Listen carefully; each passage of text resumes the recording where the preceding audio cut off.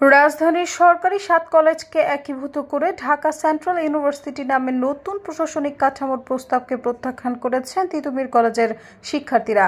রবিবার সন্ধ্যায় কলেজটির শিক্ষার্থীদের সংগঠন তিতুমীর ঐক্যের পক্ষ থেকে গণমাধ্যমে পাঠানো বিবৃতিতে এই প্রতিক্রিয়া জানানো হয়েছে। সংগঠনটির দফতর সম্পাদক মোহাম্মদ বেল্লাল হোসেনের সই করা বিবৃতিতে বলা হয়, প্রস্তাবটি নতুন কাঠামো সরাসরি প্রত্যাখ্যান করেছে তিতুমীর কলেজের শিক্ষার্থীরা। বিবৃতিতে আরও বলা হয়েছে, বাংলাদেশ বিশ্ববিদ্যালয় মঞ্জুরি কমিশনের সভায় সরকারি তিতুমীর কলেজের 4 জন প্রতিনিধি আমন্ত্রণ পান। তবে তাদের মধ্যে 3 জন প্রস্তাবটি অকুণ্ঠ চিত্তে প্রত্যাখ্যান করেন। তারা স্পষ্টভাবে জানান, শিক্ষার্থীদের সম্মতি ছাড়া কোনো সিদ্ধান্ত গ্রহণ করা হবে না এবং তারা এই সিদ্ধান্তের বৈধতা তারা স্বীকার করেননি। একই সভায় উপস্থিত থাকা প্রতিনিধি রেজায়ে রাব্বি জায়েদ তীব্র প্রতিবাদ জানিয়ে সভাত্যাগ করেন।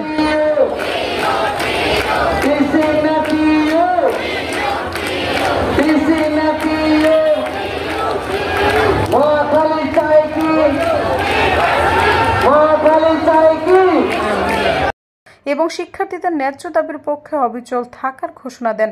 শিক্ষার্থীরা বলেন, এই ঘটনায় আবারও প্রমাণিত হয়েছে সরকারি তিতুমীর কলেজের শিক্ষার্থীরা তাদের ঐতিহ্য, আত্মপরিচয় ও মর্যাদার প্রশ্নে আপোষহীন। তারা যে কোনো অন্যায় সিদ্ধান্তের বিরুদ্ধে প্রতিরোধ গড়ে তুলতে প্রস্তুত।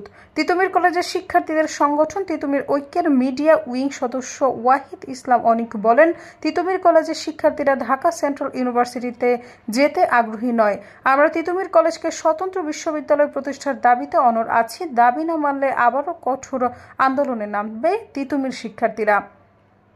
উল্লেখ্য, রবিবার দুপুরে রাজধানীর 7টি সরকারি কলেজ থেকে প্রস্তাবিত নতুন বিশ্ববিদ্যালয়ের জন্য ঢাকা সেন্ট্রাল ইউনিভার্সিটির নাম চূড়ান্ত করা হয়। এই সিদ্ধান্ত ইউজিসির সভায় শিক্ষার্থীদের 32 সদস্যের প্রতিনিধি দল নিয়ে অনুষ্ঠিত এক সভা শেষে জানানো হয়।